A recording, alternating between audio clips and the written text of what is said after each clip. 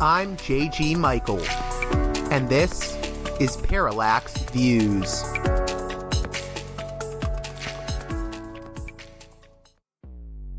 Hello, this is Mike Swanson. In a few moments, you're going to listen to another segment of Parallax Views. But before you do that, let me tell you about my new book, Why the Vietnam War. It's a sequel to my previous book called The War State, which has lots of positive reviews and Amazon's been out for years. But this one is a more detailed case study of how the American empire and national security state operate using Vietnam. And I believe it shows also how things work today, how policy is actually made and why. So grab the book on Amazon.com, Why the Vietnam War.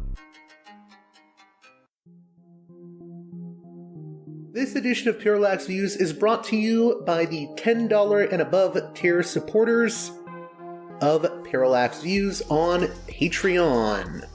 So, with that in mind, producers credit shoutouts to Gunnar, Mark, Alexander, Catherine, Tilo, Emilia, Jeff, John, Bert, Brian, Elliot, Michael, Brace, Nick, Mersham, Galen, Arlen, Bo, Gigadelic Media, Chance, Chase, Dan, David H. Y. Kellerman, Saaded 13, Kathleen, David, Ava, Bob, The West Bank Robbery Podcast, Jamie, Enoch, Gary, Max, Ishtofer, James, Martin, Matthew Ho, Brian, Nobody, Thomas, and Dano. And now on to the show. Hey there, Parallax Views listeners. On this edition of the program, we're going to be hearing from Dr. Dahlia Scheindlin, an Israeli pollster and the author of a new book entitled The Crooked Timber of Democracy in Israel. She's also one of the primary voices that has written about the confederation approach to the Israel-Palestine conflict.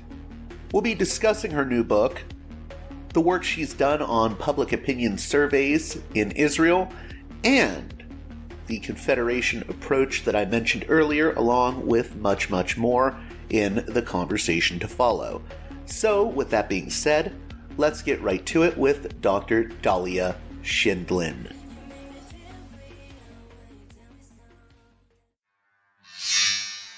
Welcome to Parallax Views, a guest that I'm really, really excited to be speaking with, Dr. Dahlia Scheindlin, a political scientist, a public opinion expert, and a political consultant, and author of the recent book, The Crooked Timber of Democracy in Israel, Promise Unfulfilled. How are you doing? I'm doing okay, but nobody's really okay in this region. We're a region at war, and people are, I think everybody's suffering in various ways. So I'm no different. One of the first things I wanted to ask you was, I've seen a few of your interviews over the past few months, and a lot of those interviews, of course, are with those of us in the United States. You're in Israel. What do you think that maybe some journalists, whether they're independent journalists or whether they're involved with various media institutions, what do you think it is that those in the U.S. maybe don't understand about Israel and Palestine? What do you think maybe they miss when they're interviewing you? Well, I think the funny thing is that people in the media are less likely to miss stuff. I mean, of course, if you're not on the ground, it's hard to get the vibe. It's hard to understand how people feel. It's hard to see and really internalize what's going on. But I think my problem is not so much with journalists, because at least the journalists know what they don't know. And that's why they're asking us questions. All of us here, hopefully, not just me, Israelis, Palestinians, other people who live here and know things about the region.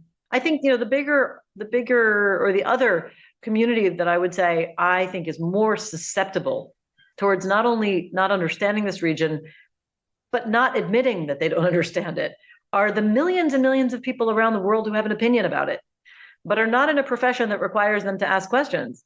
I think everybody should be asking questions, but I think there are a lot of people who feel like they have a claim to their approach for what's right or wrong for this region. And I will get into specifics. I don't want it to sound like I think everybody is equally, correct or incorrect, or everybody is equally guilty of this. But I think of all the activists, both on campuses and on the streets. I think of everybody in general, readers of newspapers, Jewish or Jewish Americans, Arab Americans, Palestinian Americans, and many people who are neither, but who absolutely know for sure that one side is completely to blame or the other. And it's those kinds of people that I think really get everything wrong because they haven't stopped to ask the question, what's actually happening here? They don't actually know the situation here. They're not witnessing it. They're not asking people here for their opinions. They're not necessarily even connected to this region. Some of them maybe haven't even visited before. And it's hard for me to put my finger on whom to accuse of that. But I think that sometimes when you see political communities expressing themselves, you pick up on a realization that they're not the ones who have to live with the consequences of whatever it is they're advocating, especially when they're advocating zero-sum approaches to this region. So I know it sounds kind of abstract in general, and I haven't named names, but I think that there have been certainly people on both ends of both spectrums who are guilty of viewing this situation in zero-sum terms, which I think is very dangerous, without asking themselves, what do I actually know about what's happened here?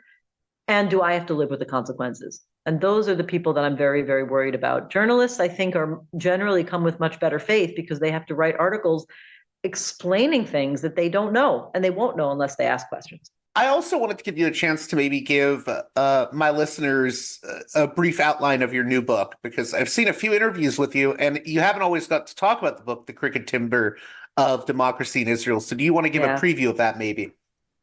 I really appreciate that, because the book came out on September 18th. October 7th happened on October 7th. And, it was a very short time that I had to communicate about the book, to give some lectures. I had an extensive lecture tour set up in the US beginning on October 20th, which was largely hijacked and became kind of a lecture tour about the war. Although the sad thing is the book has an awful lot to do with the war. And it's not sad. That's not really the issue. But the point is, the book, it was intended to be a history of democracy in Israel. I thought about it while I was working on it as a biography of democracy, where, I thought of democracy as an entity. When is the entity born? How does it evolve? How does it change? What are its flaws, challenges? In a past age, we would have said handicaps. And I think when it comes to democracy, we can still talk about handicaps. We're not talking about a person. And what are its missing pillars or missing links? So those are the things that I set out to explore. And, the thinking about this began largely in response to a very, very long-term sustained assault on the Israeli judiciary. Many of the international listeners, I think, or people who observe this region tuned into that starting in January 2023. When the current government proposed a series of reforms that would have eviscerated the independence of the Israeli judiciary and basically put it under political control. But that was just the culmination of a process that had been going on for years. And it was a process accompanied by very, very severe, often extreme rhetoric of delegitimizing and even inciting against the Supreme Court, sitting often in its role as the High Court of Justice, even against the justices themselves or the Attorney General or the state prosecutor, essentially a politicized rhetorical attack on the arms, on the judicial system in general in Israel. And then, also as kind of a background to trying to advance policies that would incrementally constrain the authorities and the independence of the judiciary. It had been going on for years. And I had been alarmed by it and writing about it and researching the roots of why the Israeli leadership would do that and why so much of society would support them in that. And the roots go, at first I thought they went back to maybe the era of political populism, because we see this in other, among other illiberal populist leaders. For example, Poland was the big example where the Law and Justice Party made, a huge effort to undermine the judiciary. First maybe I thought it was a more modern manifestation. Then I realized the roots of people's controversial view, the controversial view of the role of the Supreme Court in particular, went back to the 1990s. And then I had to keep going further back. And then I realized that it touched upon the very identity of Israel, and actually was a good metaphor for the entire problem of democracy in Israel. And that problem I saw as a complex story, one that begins with the even before the state was established, of the Zionist leadership trying to establish a foothold in the region, make its claim to independence, even though it was a minority at a time when democracy was becoming the global currency, but was generally viewed pre-World War II as a matter of majority rule. So you have a contradiction right there. And then by the time statehood was acknowledged and adopted by the international community and announced by Israel, there was already an institutional commitment to a democratic process. But immediately, from the moment the state was born, some very fundamentally undemocratic features of its policies and its institutional structure. And then I wanted to understand the reasons for that. And I wanted to understand how these changed over time. And I realized that while Israelis right now were very concerned about the attack on democracy, in fact, in the earliest decades, Israel was at its least democratic. Israel had about 15% of its own citizens living under martial law, under a military regime. And it didn't even have a citizenship law for the first 4 years, meaning the concept of citizenship itself was murky. It didn't have anything like a constitutional Bill of Rights. And so there were no civil or human rights grounded in Israeli law in those early years. And many of them were routinely violated, including for Jews. So it wasn't only a Jewish-Arab story. And then there were certain historical processes that led to improvements on some of those democratic indicators. And then in the 1990s, we see some advances for democracy and even liberal democracy. And as I looked at that era, I noticed that it went hand in hand with progress towards something like a peace process for Israelis and Palestinians, even though it was, a checkered process in the end. But the movement towards more liberal democratic values was understood as something that was conditional on ending Israel's control over the Palestinians. And then you have a kind of peak and a breakdown within about a decade in which democratic and liberal values come under attack once again. And so I thought it was an interesting story. I thought it told us something about why Israel was experiencing the crisis of legitimacy for democracy and for specifically at the time the judiciary. But I didn't know when I started the book that it was going to turn into a full-throttled assault on the judiciary and then a massive civil backlash in favor of democracy. I couldn't have predicted any of that when I began working on the book. In fact, I had finished the first draft of the book just around the time the new government was elected.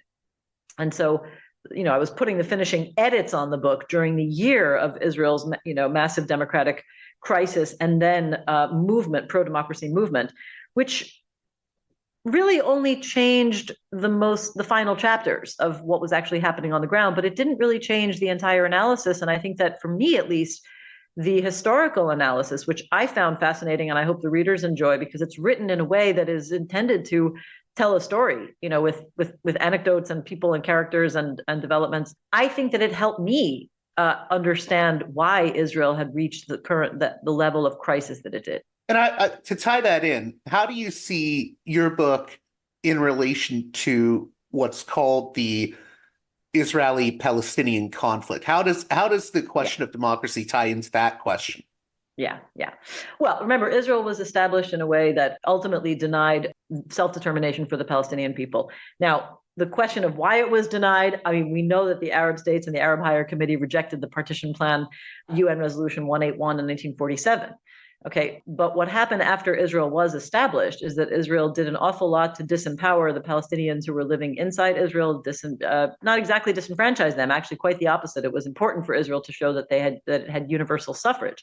The vote being one of Israel's greatest claims to being a democratic country, but in every other way, they were not granted citizenship right away, even though it was murky, because Israel said they were citizens, but it didn't have a citizenship law to define that. And when they finally did pass one, Arabs had to apply for it. Long story, but their citizenship was not equal. Their status on the ground was not equal. And Israel used the holdover colonial laws that governed Palestinian life inside Israel in order to essentially, dismantle the social structure and the political leadership and suppress, freedom of the media, so that they wouldn't be able to establish a political national movement, certainly not inside Israel.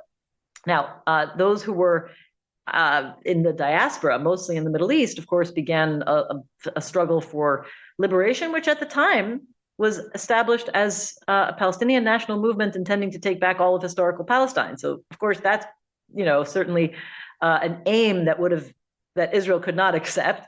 But after 1967, okay, I think that the thing that I've tried to establish is really where Israel has control. So I'm looking at the country of Israel and what its state controls. In terms of political science, we say, who actually governs, who has the power. I'm looking at the Israeli government. So the Israeli government rules over the Palestinian citizens under martial law until essentially just as that regime ends just as the occupation begins.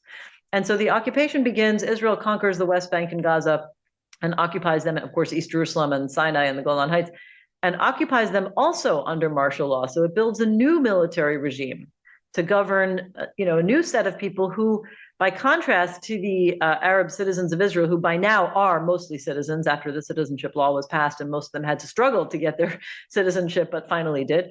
Now Israel's governing a huge population of Palestinians who are not citizens and have no civil and human rights or even a claim to them, but they are being governed under a hostile government that does not represent them. So you move from one era of undemocratic practice to a new era of undemocratic practice, all in the context of the Israeli-Palestinian conflict. That's in the earlier years. I mean, I can't summarize the whole book, but I will say that as time goes on, the occupation represents really, I think, the most obvious, visible, and empirical violation of democratic and liberal principles. I don't think that should be controversial, and I don't think Israel would deny it. The occupation was never seen as a democratic project. Having said that, what Israeli society tried to tell itself was that it was democratic for its citizens and within Israel. But I think that there's an enormous contradiction there, because there was no more within Israel the moment Israel began spreading its citizens all over the occupied areas.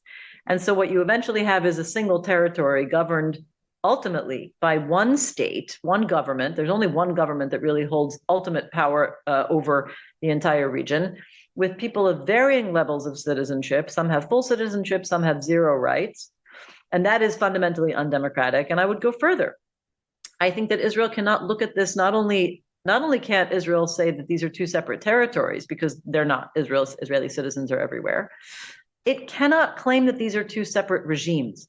I think Israelis, again, government, people don't have to say this openly. It's just understood that Israel sees itself as a democracy, and then there's that separate regime of the occupation.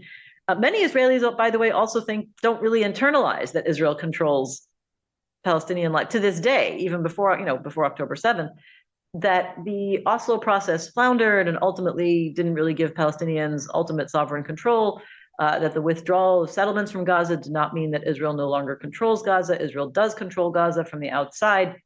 And Israelis don't internalize that. They think that Israel is a democracy and then there's a Palestinian problem. But I just want to make one last point. What I'm trying to say is that these are institutionally linked. You cannot really pick apart the lines of political control and power or the institutions that govern both societies, because they are the same institutions. It's not only the army, the military, governance of Gaza, of the West Bank, and the Israeli security forces outside Gaza. Every government ministry is ultimately implicated in this undemocratic rule, including the judicial branch and the executive branch and the legislature. So that's why I argue that if we're going to look at the history of democracy in Israel, we can't look at it as democracy here and non-democracy somewhere else. It is the same regime, which is why I have a very hard time categorizing it as a democracy. But I do, as a political scientist, we also know that there are very democratic elements and practices and institutions inside Israel, which cannot be ignored either. Israel does know how to do those democratic practices. So it gets complicated, which is why I called it the crooked timber of democracy in Israel, rather than the crooked timber of Israeli democracy, which I should say was the original name until I worked on the book and thought, I need to change that name. I like the title, by the way. Thank you. The title is a paraphrase on a quote that originally comes from Immanuel Kant, but was, I'm not ashamed to say I didn't learn about it from Immanuel Kant, but through Isaiah Berlin, great liberal thinker. And the original quote is from the crooked timber of humanity. Nothing straight can be made. And I adapted that to say from the crooked timber of democracy, nothing straight can be made. And I think I mean it, in two senses. On the one hand, if on one level, I think of it as, if the founding material is not sufficiently democratic at the source, you're never going to be able to have a flourishing democratic culture because the problem lies at the source. But I also think that really the way Isaiah Berlin conveys that Kant meant it was that, we're not striving for perfection. We have to accept that the basic material is never going to be perfect, and that it can still be improved and move in the direction of doing better and becoming more democratic. And that's what I think we can strive for in Israel and everywhere. I mean, I don't think there is a perfect democracy. Certainly don't talk to me about perfect democracy in America. But if we accept that it's not perfect from its, at its basic core, then we have to work with what there is and improve it. I wanted to ask you about your work on polls and surveys. What's the type of research that you conduct? How is that research conducted? And what can it tell us about both Palestinian views and Israeli views? For the last 25 years, I've been working as a public opinion researcher, a pollster. And that means that I conduct quantitative and qualitative survey research and focus group research and sometimes in-depth interviews. That's in addition to my work in policy and academia or as a journalist. And I've been doing that work in Israel. I began doing that work in Israel on the Israeli elections that were held in 1999. Since that time, or altogether, I should say, I've worked on 9 Israeli election campaigns doing public opinion research as a basis for strategic advising. In addition to that, I've worked in about 15 other countries, trying to do the same thing, look at their political life through the prism of public opinion research, both focus groups and survey research, which gives me, I think, a really, to my mind, fascinating kind of broader perspective about who are Israelis compared to other countries. How do other countries deal with conflict? How do their troubles and conflict and or internal issues affect their political life and thinking? How do people think politically? I have a perspective on that goes beyond just Israel or any one country. And I've worked together with a Palestinian polling company, the Palestinian Center for Policy and Survey Research, run by my colleague, Dr. Khalil Shikaki, for many years. We've been specifically since about late 2016 conducting a series of joint Israeli-Palestinian public opinion studies that have been done sometimes a few times a year, sometimes once a year or every 2 years. The last joint study like that we conducted was in December 2022. But in general, because he continues to work separately and I continue my own work, we often work together just to share information and keep on top, keep aware of each other's data. And we give analyses together a lot. So in other words, I'm very, I try to stay very, very closely aware of Palestinian public opinion, whether it's part of my projects or not.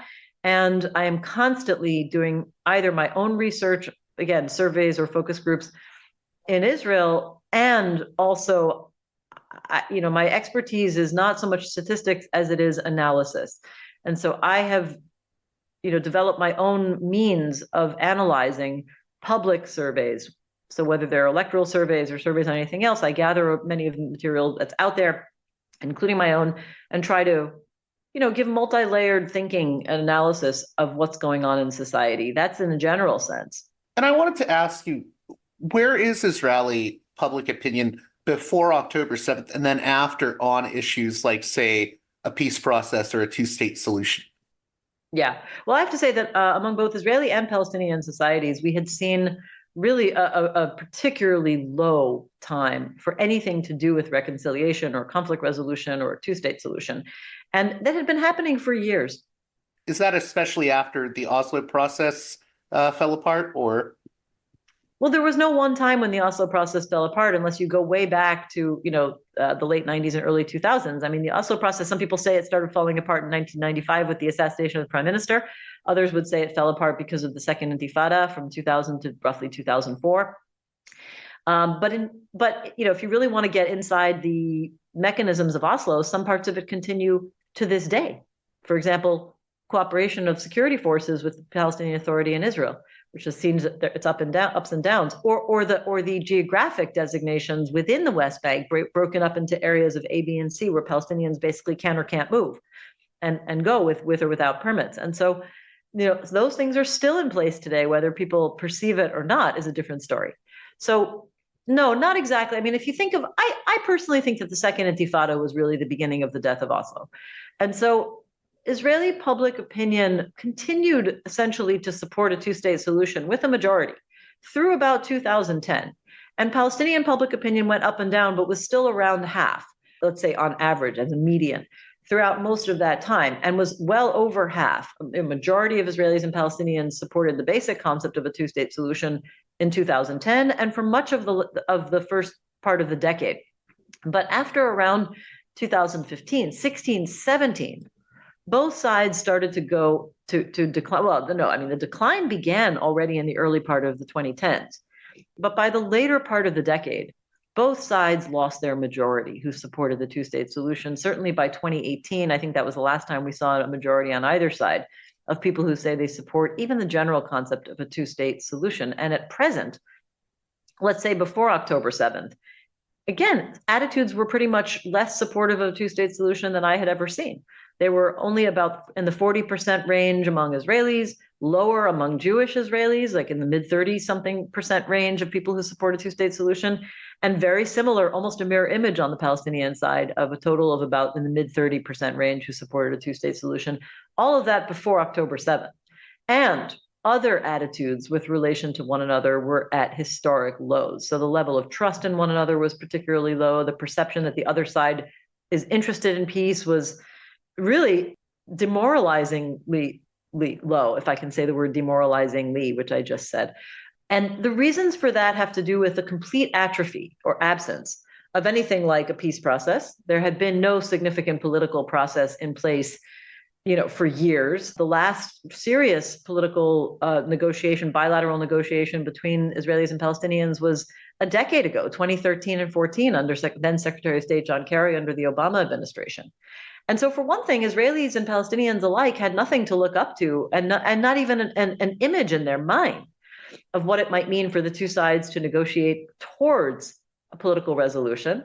During the course of from 2009 onward, there were either four wars between Israel and Gaza or more, depending on how you count smaller operations, ongoing rocket fire from Gaza to the southern communities in Israel. Those are civilian communities within sovereign Israel, the same ones that got attacked on October 7th, had been living with rocket fire for all of that decade and, of course, much earlier. But the point is, there was nothing like a peaceful situation before that either, before October 7th.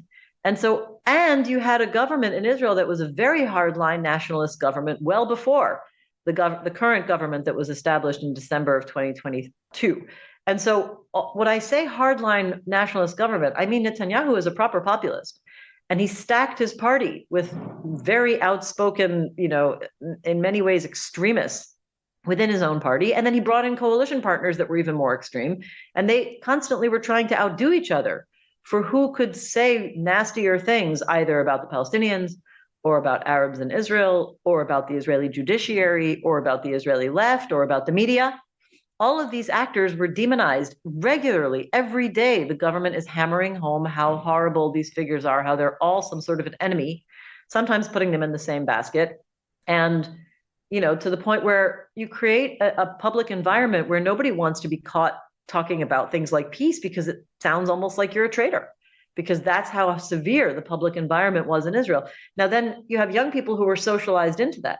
Remember, Netanyahu's been in power since 2009. And so young people who were socialized into that, who came of age during that time, to them, the idea of supporting a peace process or a bilateral negotiation or conflict resolution or a two-state solution sounds like a foreign language. Half the time, they don't even understand what you're talking about. We have to explain these things in surveys. In fact, one of the best indicators is that if we ask people in a survey research whether, what you think Israel should do about the West Bank, we can't ask that anymore. People actually don't know the term. We have to say Judea and Samaria because that is the term that's regularly used, these ancient biblical terms that indicate total Israeli, historic, permanent control, exclusive Jewish control over the region. If we don't use those terms, people won't really understand how to answer our surveys. And so there are many manifestations of this, but put it this way, hardline nationalist governments, regular escalations and war and violence lead people to have very little faith in peace, especially when there is no peace process even to speak of. people are reacting to their actual environment. This is a very good lead in to your recent analysis at Haaretz about the two-state solution, and the international community calls for a revival of the two-state solution. What is your basic analysis on that? What would it take to put that on the map again? Yeah. Well, let me first of all say that I was examining this because the international community and all of those governments that have been expressing their commitment to trying to help this region de-escalate, they're the ones who have been saying we have to get back to a two-state solution. Just to make it clear, I support the right of both people to self-determination in the form of states, but I think they should be two states in an open, cooperative, confederated arrangement. I no longer think that it's possible or desirable to have a hard partition in the form of the old two-state solution that was developed 25 years ago now. But I accept that, the global powers of this world are talking about a two-state solution, and when it comes down to doing it, maybe they will have to adjust it, but they haven't necessarily looked at it that way. And yet, right now, what we're seeing is that after October 7th, all of those governments, I mean, primarily America and Western powers, and Arab leaders as well, said, well, the two-state solution is the way forward in the long-term future, when they finally got around to talking about that. Because I think in the first few weeks, like everybody, the international community was shocked and was, in the first few days busy condemning Hamas for the atrocities of the massive terror attack on Israeli civilians, and then busy worrying about the level of destruction that Israel was wreaking on Gaza and Palestinian civilians. So it took a few weeks, or maybe within the first month, and then governments started saying, this is mad. We can't let these cycles of violence continue forever. We've got to get back to a longer-term peace process in the form of a two-state solution.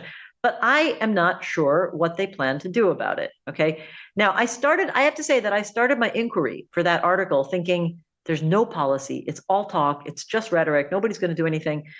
And, in the end, I think that I was convinced by the many conversations I had with diplomats and people representing the governments that they are genuinely seeking policy. They may not have it yet, or it may be piecemeal so far, and it's certainly not public. I mean, one diplomat said to me, and this, he actually said this on record, so I see no reason why I can't quote him, which was a former U.S. ambassador to Israel, said policy is only what's made public. In other words, by definition, if it's policy, it has to be public. And so I went around asking about half a dozen different governments, what's your policy? And I didn't think I needed inside sources to get it. I wanted to know what their stated public policy was for advancing a two-state solution, and not a single one would give me an on-record statement. Not a single one. In fact, spokespeople vanished. Others expressed annoyance that I had asked, and finally I had to have off-record conversations with numerous people who gave me great insight but could not really be named. And even then, I would say it wasn't necessarily clear what those policies were, but at least I was convinced that a number of European governments and the European Union and the US and certain Arab states do feel more urgency and are looking for at least steps to put substance behind that policy. And we can see some of them that are public. So, for example, the European Union or the Council of Europe has agreed that it will eventually, maybe within a half a year, try to hold a peace conference that was at the initiative of Spain, that will bring the different sides together and really try to reignite a peace process. America is certainly, putting some interim steps on the table in terms of what should not be done, and has said things like we need to look at the long-term future when we shape our current policy. And one interesting thing that the US did was establish a policy that it's going to block visas for settlers who are deemed to be extremist and violent. And now that looks like a very small thing. And many say, well, it doesn't mean anything because there are very few settlers like that. And whoever they are, they don't care about coming to America, yes or no. But it is a signal that America is willing to put policy steps behind the general direction of clarifying to Israel that settlements represent an obstacle to a peace process, and that violent settlement has been a means to intimidate Palestinians, to try to get them to leave their places of residence, to try to essentially ethnically cleanse part of the West Bank. And America sees this as, something that it will take policy steps to prevent. And so that in turn has empowered some of the European countries, like the European Union Foreign Policy Chief Joseph Borrell, who said, we at the European Union will also try to find ways to place sanctions on those extremist settlers. So there are kind of ideas that are ricocheting.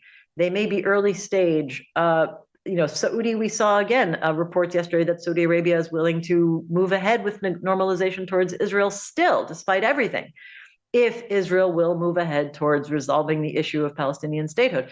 So I became convinced that there is more urgency, that these international, actors are trying to find a role to invade a way, actual policy means to get back to a longer term peace process that will lead to something like a two-state solution, but they're not quite there yet.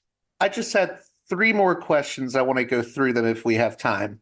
The first one is, you mentioned the confederated model. That's initially why I contacted you. I'm very interested in this idea of a confederation. What do we mean by that? What would a confederated model look like? So broadly, it should be clear that a confederation is not a one-state model. It's quite the opposite. It's 2 separate states, sovereign, independent states, but they do agree to share certain elements of their sovereignty, to develop certain joint institutions for managing some of the key shared concerns, primarily security, economy, other sort of civilian infrastructure things that need to be managed together. For example, environment, climate, public health policy. Those are the kinds of things that it seems obvious that they need to cooperate, because this is a very tiny territorial unit. Those are aspects, all of the things that I just named, that cannot be divided by a boundary, and 2 sides will need to cooperate on them. And there are a few additional principles of the idea of a confederation that I think, or I have become convinced over the years, would help to dismantle some of the biggest obstacles to the old 2-state solution based on the idea of hard international partition. Primarily the fact that people of this region are attached to the entire land, and there is no real way to implement complete ethnic segregation between Israelis and Palestinians, or ethno-national segregation, I should say. There's simply no way to implement it. And increasingly, I don't see that as a liberal approach to conflict resolution, right? Coming from, if we're talking about my own personal kind of political ideology, I believe that people can live in plural societies by establishing common basis for human rights and protection for everybody, even if they have separate national identities, which I accept. And therefore, given that, I think that the better approach is to say, well, we can't implement, actual ethno-national segregation anyway. There are at least 170,000 Israelis who would have to be forcibly expelled from their homes in order to have a Palestinian state, including the West Bank and Gaza, that does not have any settlers there. Palestinians will never give up on the right of return for Palestinians who were left or were expelled in 1948. It is a fact, no matter how much Israelis say it's not fair, it's not fair. This is not even unique to the Israeli-Palestinian conflict. People want the right to come back to their homes. This is, at this point, certainly grounded in international law and backed by the international system over the decades. It does not mean that you can kick Israelis out of their homes. It does not mean you can destroy Israel. And it probably does not mean that a whole flood of Palestinians, millions of people who live abroad could achieve, suddenly move to Israel overnight. What it does mean is that you need a mechanism for people to be able to live on the other side. I say other in terms of their national identity. And there are such mechanisms. It's just a matter of disconnecting citizenship from residency, meaning that Palestinians would be Palestinian citizens, Israelis would be Israeli citizens, Jewish Israelis would be Israeli citizens. If they accept the sovereignty and law of the other side, they can live there as permanent residents. They would have the right to vote only in their place of their national identity, so that you would generally have an Israel whose government reflects the Israeli population, and Palestine whose government reflects the Palestinian population. But it does give people more freedom of movement and opportunity, also to simply have access to the other side. Freedom of movement, by the way, is part of this because it gives people more economic opportunity. It doesn't mean they can, commit attacks, because if you break the law, then you can lose those privileges. So it's not a matter of a free-for-all. It's not a matter of giving up on security. It just means the 2 sides continue to cooperate on security, but without the framework of one side dominating the other, which we have today. The idea is that you have 2 states established on the principle of equality, both equality of their national claims and equality of their right to independence, and sovereignty, even though they are starting from very different political and economic, starting points. It assumes that the sides have to build in this kind of cooperation. It also assumes that you're not going to divide the city of Jerusalem, which was another major sticking point in all negotiations for a two-state solution. How, what happens with Jerusalem? I think that part of my thinking changed on this when I started to spend more time in Jerusalem and realized that if you really look closely at Jerusalem, it cannot be divided down the middle in any reasonable way. To do so would be a magical feat of engineering that would probably take decades to implement, ruin everybody's life in the meantime, and immediately rip out the economic and social basis for the livelihood, mostly of Palestinians living in East Jerusalem, whose situation would immediately get worse. And so these are undesirable on every level. You would have Jerusalem as a shared open city, even if there's a theoretical boundary either dividing either in the middle of Jerusalem or around Jerusalem. But it can serve as the capital of both states. Israel already has its capital there. Palestinians can have a capital, probably in the eastern side. And thereby you sort of, chip away at some of the most difficult obstacles towards the old two-state solution based on hard partition. Is this an easy approach? Does it solve everything? No. And I dare the listeners to find me one political solution that resolves all the problems and offers a perfect answer. It is not. But I actually think there's one more advantage that this approach has that the others don't. It's actually quite hopeful.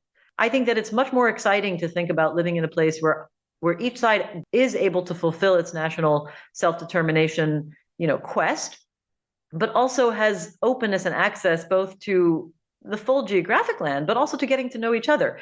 We know that this can work because in Israel, we have nearly 2 million citizens or residents who are Palestinian. And it's far from perfect. There's a long struggle before anybody can talk about equality. But there is also an amazing level of interdependence, of progress towards an improved situation, and extremely low levels of violence between those communities, if at all. We did have a very threatening situation of limited violence in 2021. And it was the first time we saw violence between Israeli, Jewish, and Arab citizens since the establishment of statehood. And amazingly, it hasn't recurred. I mean, we're all grateful for that. So there's a lot to think about in terms of what is the realistic policy. But I also think that the two sides desperately need something to look forward to because we're in an extremely dark place right now. The last two things I wanted to ask was first, and this is really brief. So you were mentioning many Israelis only understand this term Judea and Samaria. So are you saying that a lot of Israelis don't even, I guess, recognize that an occupation is happening in the West Bank? And if that's the case, what would it take for that kind of public opinion to change? I know that's a speculative question, but... These are not short questions at all. These are huge, long, detailed psychological and political questions. That's okay. No, I mean, I think that the basic answer to why Israelis don't get it is because the Israeli, again, government, society, media, commentators, influencers, and just dinner table conversations have, since the 1990s, or certainly since the year 2000, when Israel dismantled its settlements from Gaza, the basic understanding in Israel, the basic Israeli point of view or narrative on this stuff is that Israel left. We let the Palestinians govern themselves. Now, that is rank dishonesty on the part of anybody, consciously purveying that idea, who should know better. But for the average citizen, that's what they're told, and that's what they sort of think. And that, many people don't go to Palestinian, or certainly don't live a Palestinian life. They don't understand that in some visible and numerous invisible ways, bureaucratic ways, the need for permits, the movement limitations, the fact that Israel controls all the crossings in and out of Gaza except for Rafah, which is coordinated with Egypt, seaports, airspace, and electromagnetic fields is not something that most people can see and feel and touch. And in the West Bank, Israelis don't go there other than to visit settlements. And when you go to settlements, they don't realize they're even crossing a boundary because the roads are contiguous. You won't even see a boundary for the most part. You see a sort of a checkpoint, but it's very easy. They don't see how Palestinians live, and they don't have to wait at checkpoints. They don't know what it is for Palestinians to try to have to get from a Palestinian city in the West Bank to Jerusalem, for which they can be rejected for permits day after day, time after time, month after month for no, they don't have to know the reason. Israelis don't experience that. And they don't realize that the Israeli army has been going into Palestinian areas that under the Oslo Accords, we're supposed to be completely Palestinian governed, both in terms of security and in terms of civilian affairs. But the Israeli army has been entering them at will for 20 years. Now, the Israeli army says we need to for security reasons. We're arresting suspects. Fine. I mean, there may be security reasons, but the fact is there's been nothing like actual Palestinian sovereignty. However you want to slice it, whether you want to justify it or not, by any political science account, it doesn't count as anything like statehood. I did my doctoral work on unilaterally declared unrecognized states, and I couldn't include the Palestinians because my definition was that these entities had most of the generally accepted conditions of statehood, except for recognition. Maybe 3 out of 4 major qualities of statehood: people, territory, governance, and the ability to enter foreign affairs, but were not recognized or sufficiently recognized. Palestinians didn't have that. They had people. Their territory was certainly not under their control. Their government was divided, and their foreign relations are largely blocked or erratic and limited. And they don't have control over their borders. I mean, there are so many reasons by which you can't call the Palestinians a state, and Israelis just don't see it and appreciate it. And how do we change that? It's very hard. Somebody has to start telling the truth. What I wanted to close on in that regard was, something I've heard you and others say is that right now, a lot of Palestinians in Gaza aren't seeing everything with regards to what happened on October 7th. And many Israelis aren't seeing all the footage of what is happening to Gazans. And this ties into the last question I wanted to ask you, which is, I have had Palestinian guests on, I've had Israeli guests on, and I think when I have a Palestinian guest on, I will have Jewish or Israeli listeners that are suspicious. And if I have an Israeli guest on, I will have Palestinian listeners that are suspicious. So I guess what I want to ask you is, what do you want to say to, say, a Palestinian American that's listening to this? How can we bridge these gaps? What do you want to say to the other side? Yeah. Well, first of all, I'm not sure if I even see them as another side. I see these people, I see Palestinians in this region as part of the region that we share. I believe in their right to self-determination, just as I believe in the right to Jewish self-determination. I think we have to do that in partnership. I think that the first thing Israel needs to understand for the long term is that Israel can, but it should not ever be dominating another people or preventing their self-determination. I think that as individuals, everybody should live equally and with equal human rights protection, and that to the extent that Israel violates either of those, I will continue to oppose the policies of the Israeli government. Second thing, I think that we do need a long-term political resolution to the conflict based on those same principles: equality, partnership, mutual self-determination, openness, pluralism. And third thing, that I'm devastated by what Israel's doing in Gaza. I mean, I was devastated on October 7th. The attacks on Israeli sovereign territory and civilians, or even soldiers who were not in active combat, is a violation of all norms of international law and human decency. And Israel had to retaliate because it had to stop an active, ongoing attack. And I think any country would have done that.